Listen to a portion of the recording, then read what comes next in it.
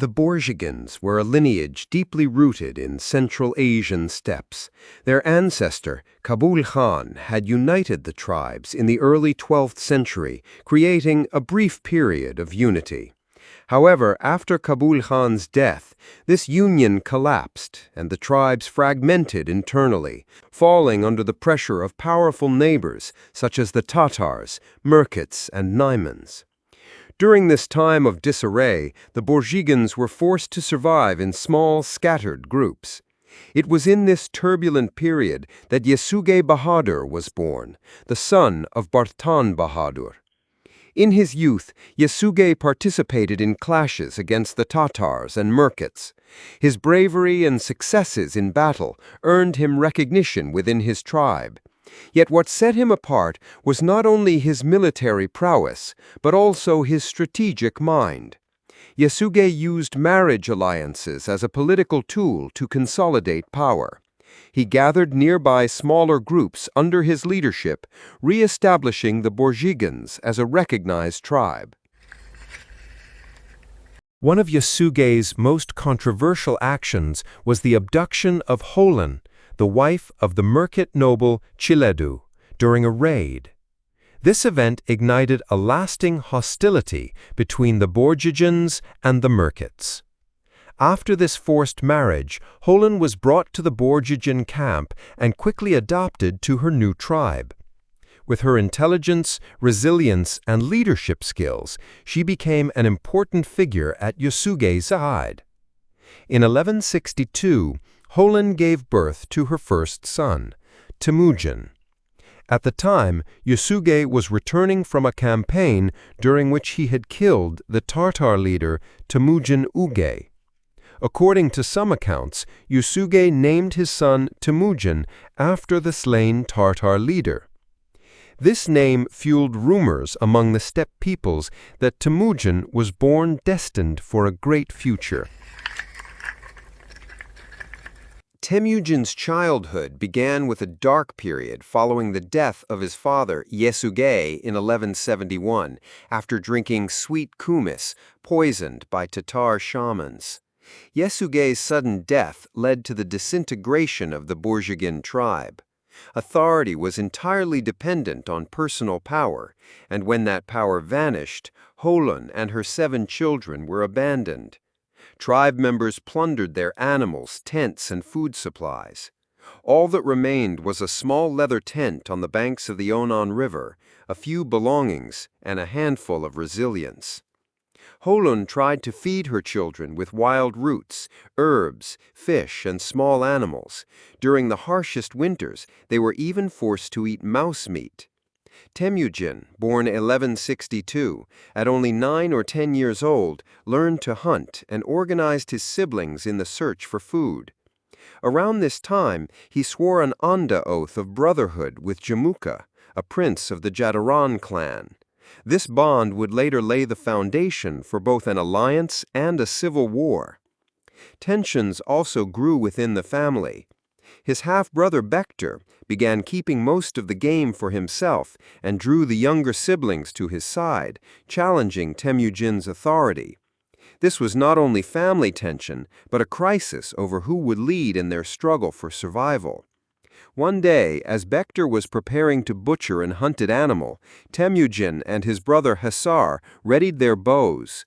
They fired together and killed him. Holan rebuked her sons but did not punish them, instead emphasizing during a ritual, "If leadership remains vacant, the tribe will scatter. Blood feuds will pit brother against brother." This murder solidified Temüjin's authority within the family. However, external threats were growing. The Tyachuds, old enemies of Yesugei, had begun to see Temüjin as a threat. They set up an ambush near the camp and captured him. They placed a wooden collar called a kang around his neck and held him captive for days at the edge of their camp. The Tyachud leaders planned to eliminate Yesugei's son to prevent the Borjigins from uniting again. Temüjin's escape became possible with the help of a peasant family named Sorkan Shira, who had remained loyal to Yesugei. Sorkhan Shira could not forget a favor Yasuge had done for him during his lifetime. According to steppe law, the protection and support offered by a leader was considered a lifelong debt. Moreover, Mongol custom regarded helping someone in desperate need as a sacred duty. Sorkhan Shira was impressed by Temujin's patience and determination during his captivity, despite his young age. He sensed that Temujin might one day become a great leader. Despite the risk of retaliation from the Tyachudes, Sorkhan Shira and his family did not hesitate. Under cover of night, they loosened and removed Temujin's collar. The family members kept watch and provided food and water. Temujin, hiding for days, managed to return to his family without the Tyachudes realizing. After his escape, Temujin began making plans not only for survival, but also to establish a small leadership structure. A few of Yasuge's loyal men who had survived gathered around Temujin, impressed by his just and disciplined approach. Jelme and Bororchu became the most loyal and courageous members of this group. Temujin ensured fairness in food distribution, turned hunting parties into patrols, and placed sentries around the camp. He set punishments for those who broke discipline, maintaining order within the group. This small but determined band gradually became a growing threat to the surrounding tribes. The Merkits were waiting for an opportunity to avenge Houlan's abduction, while the Taichiodes launched minor raids to prevent Temujin from regaining strength. These increasing threats taught Temujin that military power alone was not enough. Houlan often reminded her son of the importance of political alliances. Her advice led Temujin to revisit the Angurat betrothal agreement arranged by his father during his lifetime. At the age of 16, Temujin understood that marriage to Bororte would provide his small group with political protection and economic support. This marriage would become one of the most strategic steps on his path to leadership. By the time Temujin turned 16, he was no longer just a young man struggling to survive, but a budding leader who had begun forming his own circle of loyalty in the harsh conditions of the steppe. However, his group was still fragile. Enemies such as the Merkits and Taichiodes were watching for any opportunity to halt his rise.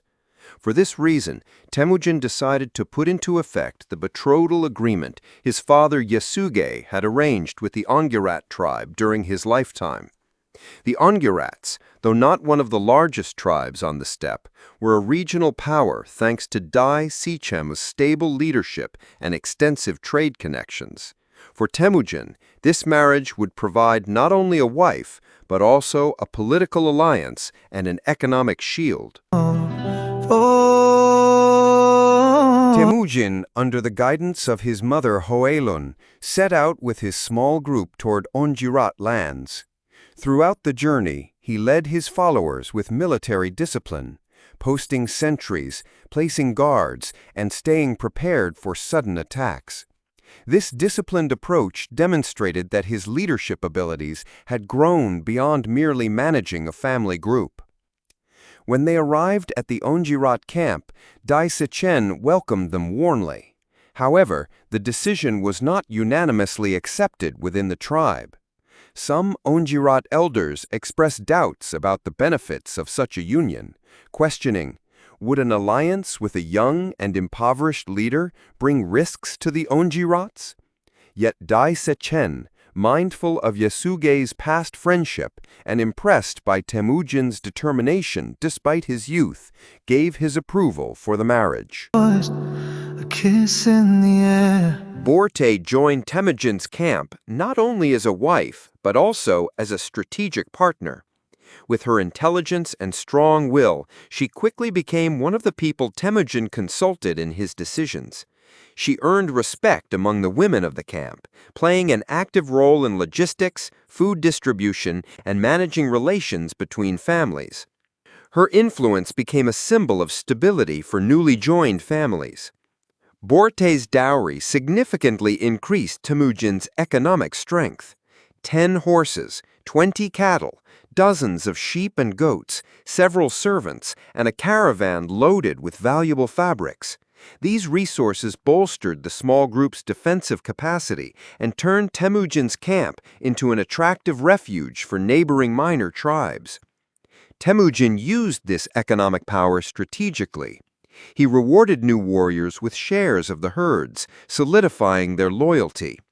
The white silk coat gifted by Dai Sechin became a symbol of this chain of loyalty. The first to receive pieces of the coat were his most loyal men, Jelme and Borchu. This reward system laid the foundation for a new culture in Temujin's camp, one in which loyalty was highly valued and individual status was determined by devotion.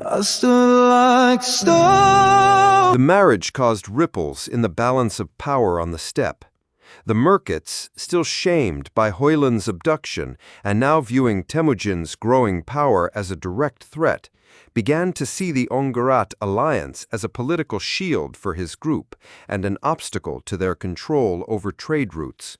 As a result, they started planning a raid against Temujin. The Taiyichiuds, on the other hand, chose indirect methods instead of targeting Temujin's new alliance outright. They sent agents to entice neighboring minor tribes and spread rumors, aiming to weaken the circle of loyalty around him. Among the smaller tribes, reactions varied. Some, impressed by Temujin's just leadership, organized camp structure, and growing prosperity, joined voluntarily. Notably, several small groups weary of Tartar oppression stood out among the newcomers. Others, however, grew uneasy about Temujin's rapidly expanding power and allied themselves with the Taiyichiuds to secure their own safety. With Borte's arrival, Temujin further strengthened the internal order of the camp. Hunting parties were turned into patrols. Servants organized into a logistical support network. New yurts were erected and sentries posted around the perimeter. Temujin was no longer merely a young man struggling to survive. He was now a leader whose name was increasingly spoken across the steppe. But the Merkits were determined to halt Temujin's rise. This set in motion a chain of events that would lead to Borte's abduction and Temujin's first major military trial on his path to leadership. Borte's arrival in Temujin's camp was not merely a family union for the Borjigins. It was also a display of strength for the surrounding tribes. However, this show of power had the opposite effect on old enemies. The Merkits, in particular, had not forgotten the humiliation of Hoyland's abduction from Chiledu years earlier. Now seeing Hoyland's son Temujin gaining strength through alliances rekindled a wave of anger among Merkit leaders. Toktoa Beki, the Merkit leader, viewed the situation as an insult to his tribe's honor. Yet the plan for a raid initially sparked debate among the Merkit elders. Some older leaders foresaw that Temujin might form powerful alliances with tribes like the Ongirats and Kerites, warning that a direct attack could be risky. Younger warriors, and Toktoa Beki's son, however, believed the shame brought by Hoyland's abduction could only be erased through a bold act of revenge. Ultimately, for the Merkits, this raid was determined to be not merely a military operation, but an effort to restore tribal honor. The Merkits, with the covert support of the Taiyichiuds, planned their attack. The Taiyichiud leaders avoided direct involvement in the conflict. Instead, they preferred to wait for the Merkits to weaken Temujin. This strategy offered a perfect opportunity to curb Temujin's rise without risking their own warriors and to later bring the weakened sides under their control. The Merkits launched a sudden night raid. Temujin's camp was not yet fully prepared for defense. During the surprise attack, the warriors were not gathered in the camp. Hunting parties and patrols were scattered. This lack of readiness gave the Merkits a decisive advantage. Borte's abduction was not only a personal loss for Temujin, but also the first major test of his leadership. Morale in the camp plummeted. Some believed that fighting the Merkits directly would be suicidal. Temujin, however, refused to accept the loss. His mother, Hoelun, guided him with these words: "A leader's strength is measured not only by arrows and swords, but by the alliances he weaves around himself. If your enemies have unity, your unity must be greater." These words led Temujin to seek not only a military, but also a diplomatic solution. He sent an envoy to Kabul Khan, leader of the Karets. Remembering how Yasuge had once saved his life, Kabul Khan agreed to help. For the Karets, this was also an opportunity to build a new bridge of friendship with Temujin. Jamukha, meanwhile, chose to stand by Temujin, both to observe his rise closely and to maintain a balance in their potential future rivalry for leadership. Thus, a coalition army of about 20,000 men formed around Temujin. Temujin used classic steppe tactics in his counterattack: encirclement with fast cavalry and a sudden night assault on the enemy camp. Jalme and Borchu led the charge bravely, emerging as heroes within Temujin's circle of loyalty. The Merkits were unable to withstand Temujin's speed and determination. Their camp was plundered, and the captives were freed. Borte had spent several months in Merkit captivity. Although she had been given to Toktoabeki's son, no actual marriage had taken place between them. When she was rescued, she returned to Temujin's camp and was once again accepted as his wife. However, this episode led to persistent rumors across the steppe about her pregnancy at the time and questions over the paternity of her first son, Jochi. The defeat of the Merkits increased Temujin's respect among the smaller tribes. Groups that had previously remained neutral now joined his camp. Tribes under Taichud influence, however, became even more cautious. This victory created a new balance of power on the steppe and accelerated the growth of his chain of loyalty. Rumors about Jochi's paternity began to circulate as whispers within the camp. Some warriors struggled to accept Jochi, but Temujin took a firm stance. "He is my son. Whoever questions him questions their own loyalty." This resolute position reinforced his authority and silenced doubts within the camp. After the defeat of the Merkits and Borte's rescue, morale in Temujin's camp rose. However, this victory was not yet enough to place him among the great powers of the steppe. Temujin's circle of loyalty was only just beginning to grow beyond a small family group. That year became a period of rebuilding for Temujin. The herds and servants from Borte's dowry provided economic stability. The first expansion of the loyalty chain took place. Several small tribes joined his camp, trusting in his just leadership. Yet the Taichiuds and remnants of the Merkits continued to linger as threats in the surrounding area. Temujin began training his groups and strengthening camp discipline. Temujin and Jamukha, as two young leaders of the steppe, united their forces. Together they commanded a force of 20,000 men. This alliance became a beacon of hope for the smaller tribes seeking stability on the steppe. Joint raids were carried out. Tartar raiders were driven back in the eastern steppe. Small-scale attacks were launched against remnants of the Merkits. These campaigns were not major victories, but rather opportunities for Temujin and Jamukha to test their armies and instill discipline in their warriors. This period also marked the years when the chain of loyalty was solidified. Temujin strengthened internal allegiance by expanding the distribution of white silk coat rewards. Jamukha, meanwhile, maintained the traditional Mongol style of leadership on his side. You dance away. Temüjin began developing a governance system called yasa laws in his camp for the first time. He acted as an arbiter in disputes between smaller tribes. As a result, he was seen not only as a military leader, but also as a judge and order maker. Alliances with the Karait and Ongirat tribes were strengthened. These diplomatic relations provided Temüjin not only military but also commercial advantages. Trade in silk, iron, and furs began in his camp. When Temüjin's circle of loyal followers reached 20,000, he was proclaimed Khan by his own people. This proclamation created a power imbalance in the steppe. Although Jamukha still appeared to be his ally, the growing allegiance of smaller tribes to Temüjin was weakening their relationship. This year also marked the beginning of indirect contact with the Jin dynasty, China.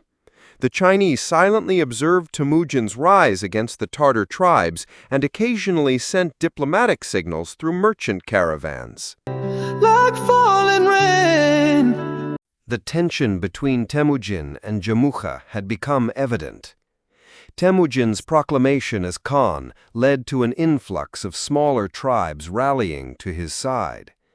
This development unsettled Jamukha, who accused Temüjin of being a young leader defying tradition.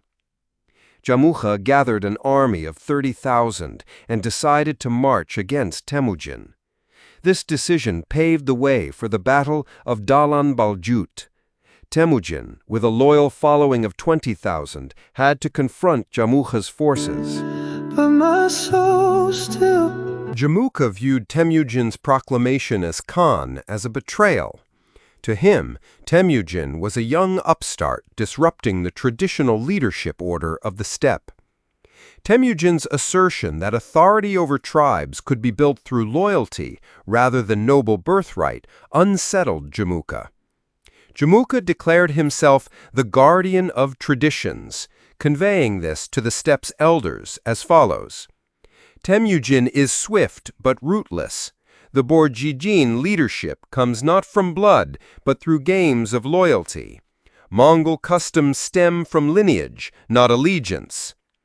This rhetoric resonated, particularly among aristocratic tribes. Some of the Ongurats, Tatars, Taichuts, and Dorbans swore allegiance to Jamukha. These tribes formed the core of an alliance that amassed an army of 30,000 warriors. With this force, Jamukha planned to eradicate Temüjin from the steppe and restore the traditional tribal order. During military preparations, he organized his army into 3 large divisions, each led by a trusted cousin or loyal chieftain. However, there were minor tensions within the alliance. Some tribes admired Temüjin's equitable approach to sharing resources and began questioning Jamukha's tradition-bound, nobility-centered leadership. Nevertheless, Jamukha's charisma and military experience persuaded them to join this great confrontation.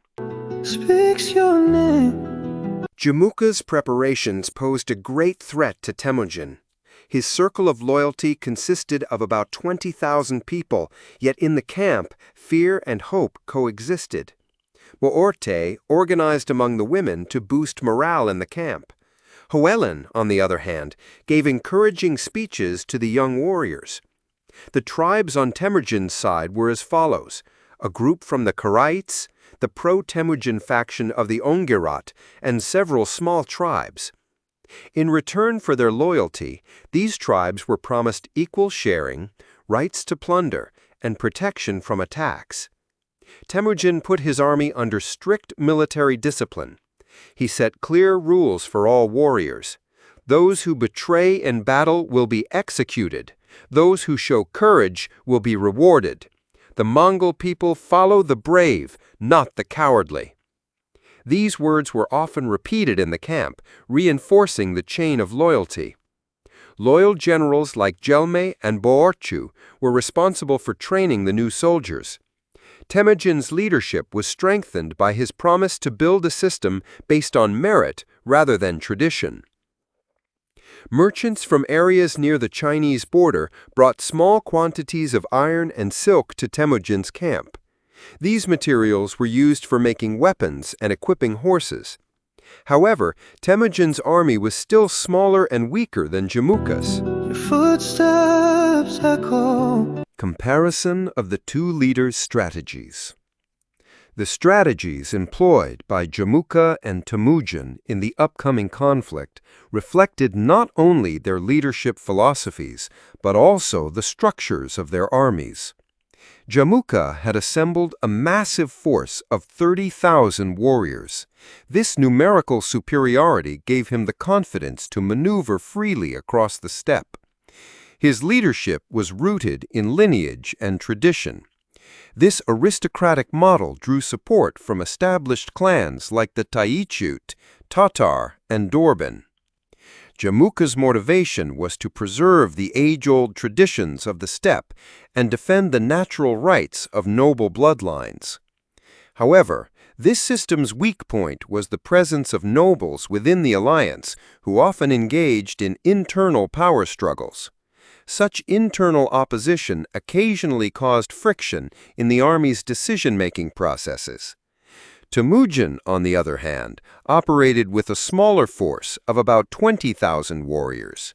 His leadership philosophy prioritized merit and loyalty over noble lineage.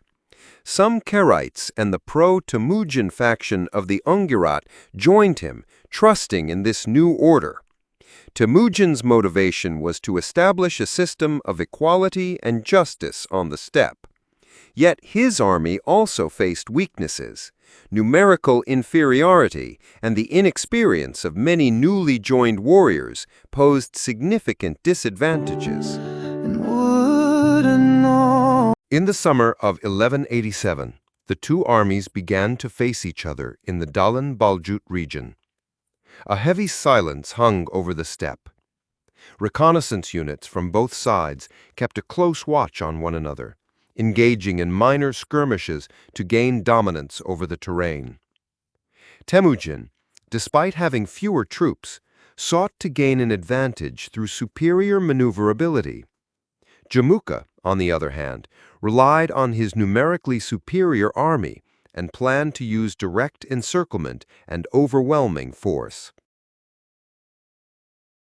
On the wind-swept steppe plains of Dalan Baljut, Temujin and Jamukha's armies were arranged in long lines, observing each other intently. Both leaders were carefully assessing the intelligence brought back by their reconnaissance units.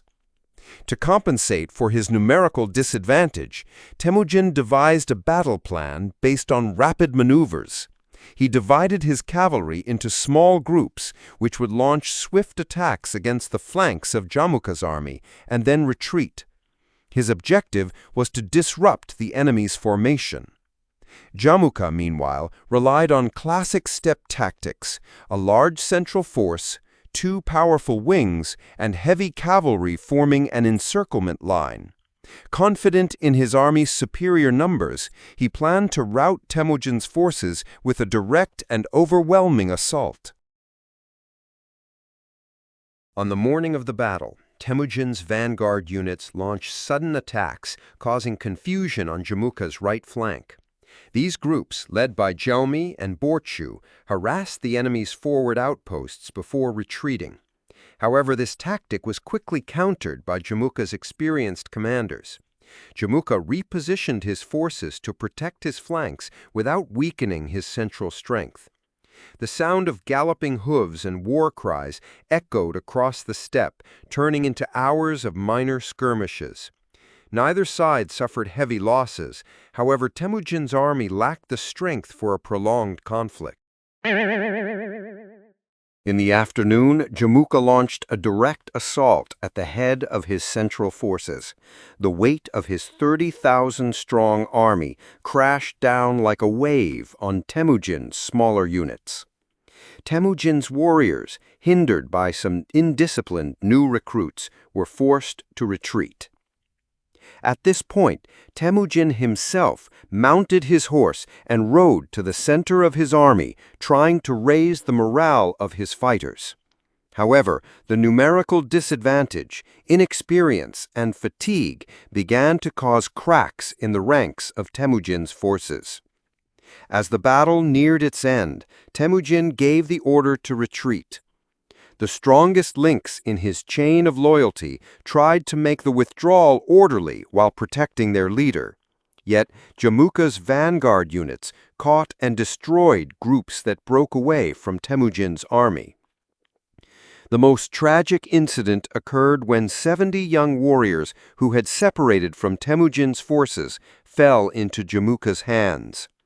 As an example to others, Jamukha had them brutally executed. The skins of the 70 youths were flayed and thrown into boiling cauldrons. This event became known across the steppe as the Cauldron Massacre and left a deep wound in Temujin's camp. The defeat at Dalan Baljut was the first major fracture in Temujin's leadership. He had lost a large portion of his army, and many smaller tribes switched allegiances once again. Yet the core of his chain of loyalty, the family circle led by Gelme, Borchu, and Borte, remained steadfastly by his side. This loss hardened Temujin's approach to leadership. A leader who doubts loyalty is doomed to fail. Loyalty will be rewarded. Treachery will be eradicated at its root. On the blood-soaked steppe of Dalan Baljut, 70 young warriors fell victim to Jamukha's wrath. Temujin tasted his first major defeat, but this was only the beginning. The fires of the steppe were just starting to blaze. On that thin line between loyalty and betrayal, victory and defeat, a leader was about to be reborn. In the next episode, you'll witness how Temujin rose from the ashes and began uniting the steppe with an iron fist. Don't forget to subscribe and don't miss Part 2. This story is only getting started. The bloodstains left by Dalan Baljut on the steppe had yet to dry.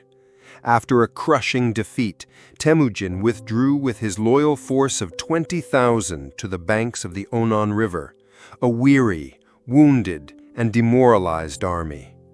The boundless winds of the steppe circled each tent with a chilling loneliness. Temujin's eyes were deep, his silence screaming louder than words.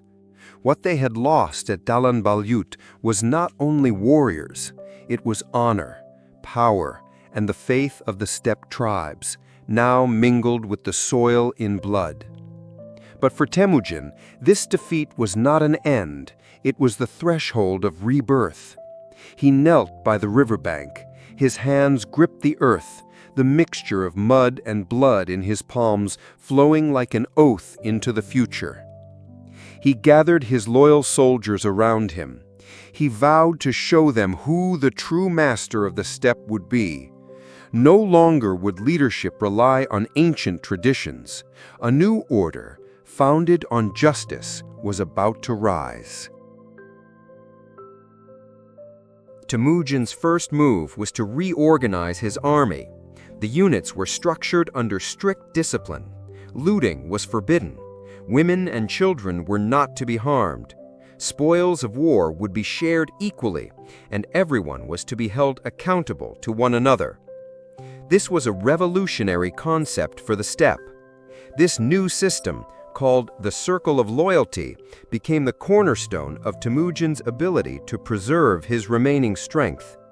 As the days passed, Temujin began launching swift raids on smaller tribes to rebuild his power. His first target was the Taichiud tribe. A surprise night attack left them in chaos. Their leaders were slain, and the people sought refuge under Temujin's justice. This victory was small, but sent ripples across the steppe. It was a signal, the herald of Temujin's return. This period of recovery, which began on the banks of the Onon River, transformed Temujin into more than a tribal leader. He became the architect of a new steppe order built on discipline and justice. The winds of the steppe now whispered his name. Those whispers would soon rise into a roar, proclaiming the rebirth of Temüjin. After Dalan Baljut, Jamukha's camp was gripped with the euphoria of victory. His 30,000-strong army was now the largest on the steppe. Allied tribes gathered to share the spoils of triumph. Ceremonies were held. Cups brimming with kumis were raised high, and victory songs echoed through the night. Piles of loot filled the camp: horses, silk fabrics, gold. But most striking of all were the heads of 70 young warriors loyal to Temüjin, impaled on stakes and displayed in the square as a grim warning to all. Jamukha sat proudly on his throne. In the eyes of the steppe, he was now the absolute leader. The tribal aristocracy knelt around him, grateful for his preservation of the traditional order. A mocking phrase lingered on Jamukha's lips. "Speaking of Temüjin," he sneered, "a defeated dog may bark, but it no longer has teeth to bite." To him, Temüjin was no longer a threat. Yet this intoxication of victory blinded him to the first cracks forming within his ranks. Disputes over the division of spoils sparked unrest among the smaller tribes. Jealousies began to brew among the old aristocratic families, and whispers of discontent spread as some tribal leaders grew uneasy with Jamukha's tightening grip on power. When news arrived that the Tai-Chiud tribe had been crushed in a surprise raid by Temüjin, Jamukha frowned for the first time. Yet he still dismissed it as a trivial matter. His army was vast, his power secure. A minor tribal skirmish could not tarnish his prestige. But as whispers spread across the steppe, praising Temüjin's sense of justice, they signaled not just a threat, but a yearning for an alternative form of leadership. Jamukha continued to revel in his victory, yet the murmurs among the tribes were reaching his ears. Temüjin was returning, and this time he would not face just a tribal chief, but the architect of a new order. The steppe was stirring once more. Temüjin's small victories and his disciplined circle of loyalty had sparked the rise of a new power around him. His army now numbered 30,000. Strengthened further by an alliance with Togrul, Khan of the Kereit, Temüjin no longer faced Jamukha's traditional order alone. This time, he felt the growing support of tribes eager to join his circle and embrace a new way of leadership. Jamukha, meanwhile, struggled to hold his old alliance together. Quarrels over spoils and clashes of authority had opened cracks within his army. While smaller tribes showered Temüjin with praise for his justice, Jamukha's leadership was increasingly called into question. A saying began to spread across the steppe: "Jamukha may have the numbers, but Temüjin has the circle."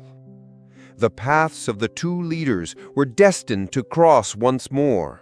On the windswept plains of Kalakaljit, the victor would be decided not only by military might, but by the faith of the people.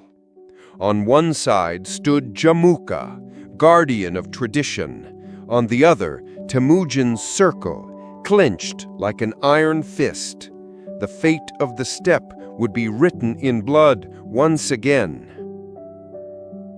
The winds of the steppe no longer carried the scent of peace, they carried the warning of an approaching storm. Temüjin, having expanded the circle of loyalty he had forged by the Onon River, was regaining his strength through a string of small victories. His army now numbered 30,000, and his alliance with Torol, Khan of the Kereit, gave him newfound confidence. Disciplined, just, and swift, Temüjin's force had become more than an army, it was a movement.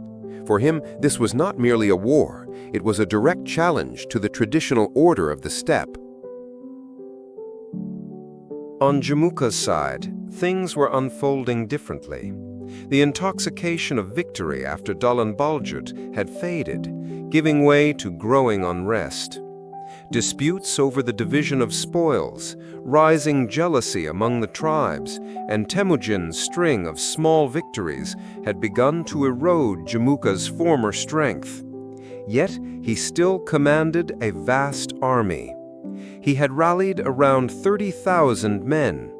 The two leaders now faced each other with forces equal in number, but the spirit within their ranks was anything but the same.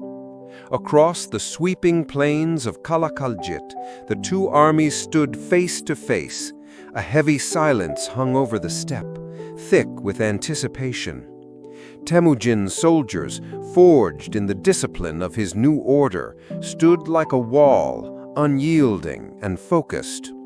Jamukha's forces were magnificent in size, yet they bore the air of a disorganized multitude. Before the battle began, Temujin turned to his soldiers and declared, "We are not the army of traditions. We are the army of the future. Here, it is loyalty and justice that will claim victory." The clash opened with a sudden assault from Jamukha. His strategy, as always, relied on brute force, but Temujin's army responded with steel-like discipline. Moving in small, coordinated units, his soldiers sliced through Jamukha's massive formations, breaking them apart piece by piece. Each strike deepened the disarray within Jamukha's ranks, turning his great force into a splintered horde. After hours of brutal combat, the steppe was strewn with corpses. Through strategy and the unyielding discipline of his army, Temujin seized the upper hand. Jamukha's forces began to unravel. One by one, his allies fled the battlefield, leaving Temujin's circle as the lone, unbroken power standing in the heart of the steppe. Jamukha left Kalakaljit as little more than a shadow. His dream of becoming the steppe's absolute master was buried in blood that day. Temujin, on the other hand, emerged from victory, promising a new order for the steppe. He was no longer just a leader, he had become its iron fist, a symbol of justice and loyalty. The Battle of Kalakaljit changed the fate of the steppe forever. It marked the first great step in Temujin's transformation into legend, the rise of Genghis Khan. The steppe would never again be the same. Traditions gave way to discipline, fear yielded to justice, and the architect of this new order was the man who once knelt by the banks of the Onan River. 1201, Kalakaljit. The steppe's new breath. On the blood-soaked plains of Kalakaljit, Temujin declared his victory. Jamukha, once his sworn brother, had been defeated a second time. His army was shattered, and the tribes had lost faith in him. Meanwhile, Temujin continued to expand his circle of loyalty, forging his disciplined army into an even greater force. But this raises a question. Is a leader's power measured solely by his victories, or is true leadership the ability to command respect, even in the eyes of his enemies? On the steppe, two visions of leadership were now in conflict. 1201, Kalakaljit, the steppe's new breath. On the blood-soaked plains of Kalakaljit, Temujin declared his victory. Jamukha, once his sworn brother, had been defeated a second time. His army was shattered, and the tribes had lost faith in him. Meanwhile, Temujin continued to expand his circle of loyalty, forging his disciplined army into an even greater force. But this raises a question. Is a leader's power measured solely by his victories, or is true leadership the ability to command respect, even in the eyes of his enemies? On the steppe, two visions of leadership were now in conflict. The silence of the steppe was broken by the heavy march of Temujin's army. The year 1202 would become another test of his leadership. The bitter defeat he had suffered at Dalan Baljut had been avenged at Kalakaljit, but the tribes of the steppe still seized every chance to question his authority. Temujin had strengthened his circle of loyalty and instilled strict discipline into his forces. His army was now more than a mere instrument of war. It had become a movement, carrying its own creed and order across the steppe. This time, however, the target was not a strategic threat, but a deeply personal reckoning. The Merkit tribe, a name seared into Temujin's memory for the cruelty they inflicted upon his family during his youth.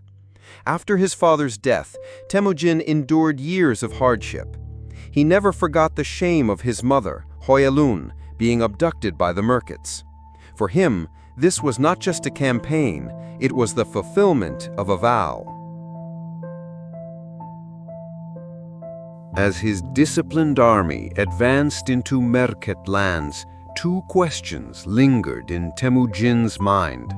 Would this act of vengeance solidify his leadership, or would it brand him as a ruthless avenger in the eyes of the steppe? True leadership, after all, is not only about defeating one's enemies, but about what one does after the victory is won. When the battle began, Temujin's forces moved with steel-like precision against the Merkits' scattered tribal defenses. Their assaults were swift, their strikes deadly. The Merkits could not withstand such an organized onslaught. Their camps were set ablaze, their leaders killed or captured. The Merkit tribe was erased from the map of the steppe. Yet Temujin's soldiers did not clamor for loot. Every victory was bound tightly to the principles of the circle of loyalty, forged with justice rather than greed. But at this very point, an unavoidable question rises for the audience. Is a leader a prisoner of the shadows of his past? As Temujin looked upon the annihilation of the Merkits, did he truly deliver justice, or was this the revenge of a boy scarred by childhood pain? On the steppe, his name was now spoken with as much hope as fear. From another perspective, this was Temujin's inner test of leadership. A leader consumed by the fire of vengeance can, in time, burn even his own soldiers. Yet here, Temujin kept his composure. Even as he avenged his past, he reminded his army of its principles.